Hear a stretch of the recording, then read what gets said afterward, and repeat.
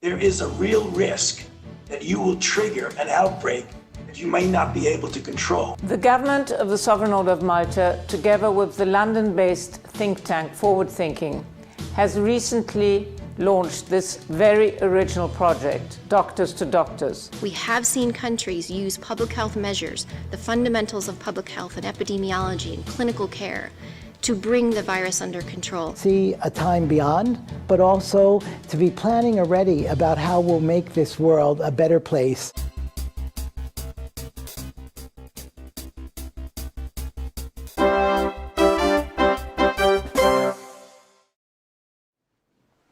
Here at the World Health Organization in Geneva, the Director General opened the press conference with a minute of silence to remember those that had been slain in their daily work to serve and save lives. Thank you.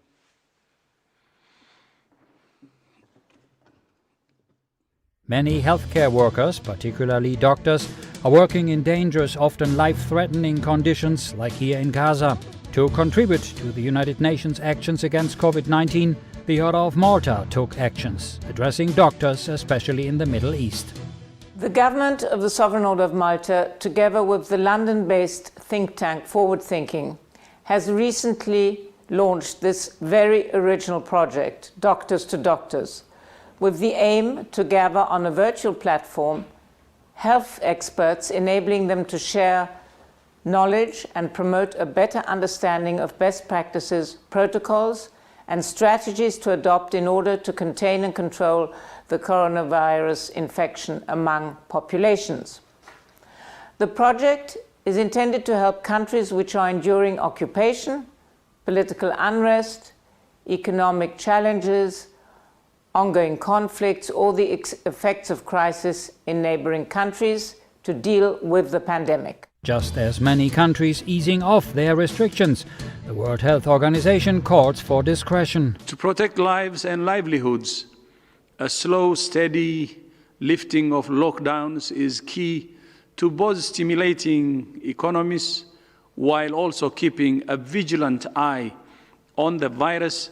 In the US, during this Senate Health Committee hearing, the most disputed doctor in the country expressed his concerns that checkpoints in existing guidelines are disregarded, only to quickly get the country back to a form of normality. Because I feel if that occurs, there is a real risk that you will trigger an outbreak that you may not be able to control, which in fact, paradoxically, will set you back, not only leading to some suffering and death that could be avoided, but could even set you back on the road to trying to get economic recovery, because it would almost turn the clock back rather than going forward.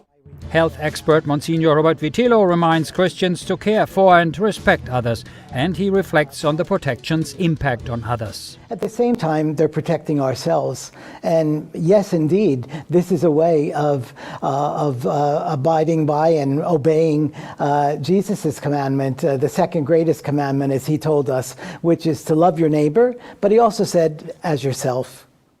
As of May 16th, border crossings between Germany, Austria and Switzerland were made somewhat easier again. Wir verbinden dies mit der klaren Zielsetzung, dass wir dann ab Mitte Juni den freien Reiseverkehr in Europa wieder wollen und das auch anstreben. Das setzt voraus, dass es beim Infektionsgeschehen so günstig weiterläuft, wie wir das in diesen Tagen erleben dürfen. And I think a lot of countries now are looking at risk and response equalization. They're looking at other countries and saying, is the risk of disease in your country similar to mine? And is your response comprehensive like mine? So if we exchange citizens or tourists, there's no real difference. If a person from a country that's managing risk well and managing response well can move between countries, then you're not adding any extra risk by moving your citizens between the countries. We have seen countries use public health measures, the fundamentals of public health and epidemiology and clinical care, to bring the virus under control. Pope Francis has demonstrated true leadership during the COVID-19 crisis as he focuses a lot on faith and on prayer. Prayer a spiritual weapon in the fight against the virus.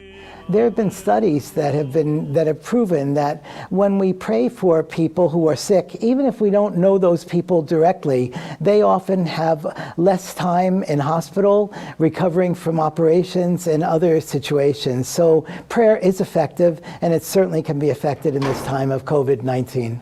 Finally, he encourages us to be people of hope, to see a time beyond, but also to be planning already about how we'll make this world a better place, one where we have a closer relationship to God, with nature, and with ourselves.